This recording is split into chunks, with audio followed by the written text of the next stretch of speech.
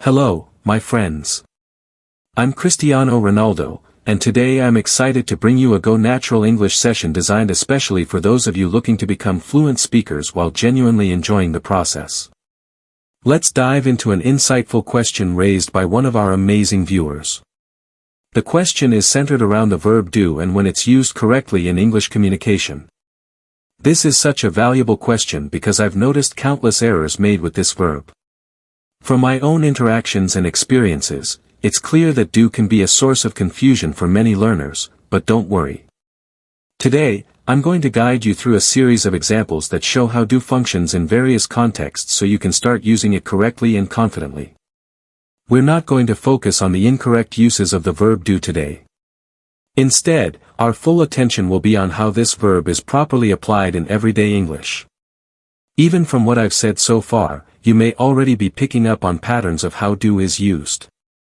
Let's explore it further together and break it down in a way that sticks with you. Consider the simple sentence, do your homework. In this case, do acts as a standard, straightforward action verb. It's the core of the sentence and clearly communicates the task. Now picture another sentence, I do study hard. In this example, do is used to give more emphasis to the action of studying. It's like adding extra weight to the verb, helping to highlight your effort and dedication. Let's imagine a conversation. I might say, I heard you're not a fan of ice cream, and you could respond with, I do like ice cream. That little word do adds emphasis, affirming your feelings strongly. It's more convincing and powerful. Moving on, when we form questions, do becomes essential. For instance, do you have any questions? Without do, the sentence wouldn't be grammatically correct. We can't say you have any questions and expect it to be proper English. Sure, people may drop the do in casual speech, but if you want to speak correctly and be clearly understood, especially in formal or professional settings, then it's important to include do when framing present tense questions. So remember, do you have any questions is the correct form. The word order matters too. You can't reverse the words and say have you any questions in modern English unless you're writing a poem or mimicking old-fashioned speech.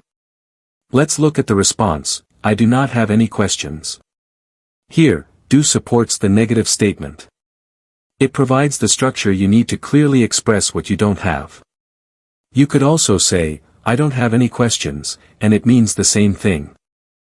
On the other hand, if you wanted to affirmatively respond, you might say, yes, I do have questions, or simply, yes, I have questions.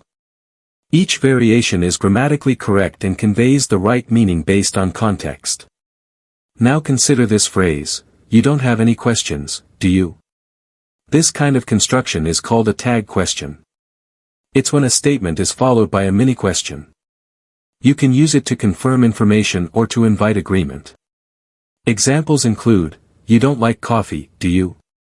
Or the opposite, you like coffee, don't you? Both forms are useful and sound natural in daily speech. They help conversations flow smoothly and make your English sound more authentic. Let's also examine this short interaction, they ate dinner, I didn't. That small sentence, I didn't, carries meaning because it's tied to the earlier context. It means I didn't eat dinner. The verb do here is used in its past negative form to contrast with someone else's action. Similarly, when you say he always studies hard, so do you, the verb do mirrors the action mentioned previously. It connects both actions and avoids unnecessary repetition. Instead of repeating the entire sentence, we use do to keep it clear and concise. All of these examples show that do isn't just a simple word. It's a powerful tool in English that lets us create emphasis, form questions, structure negatives, and connect thoughts without repeating ourselves. That's why it's so important to grasp the different ways this verb functions. So, instead of being confused or overwhelmed by it, take your time to observe how it shows up in conversations and practice using it correctly. The more familiar you become with it, the more natural your English will sound. I truly encourage you to keep exploring more lessons like this, because mastering these subtle aspects of grammar is what will take your English from good to great. And if you ever find yourself unsure, just come back to these examples and review them again. You can also reach out in the comments, ask me your questions, and let me know which part you found most helpful. And if you're serious about advancing your English skills, I recommend joining my full online course where we go beyond the basics and dive deep into the real usage of grammar and vocabulary. It's available anytime and designed to fit your pace. You'll find tons of practical examples and guidance to support your learning journey. Thank you so much for being part of this amazing community. Keep practicing, keep asking questions, and remember, English is a journey, not a destination. I believe in you, and I'm here to help you succeed. Until next time, take care and keep learning.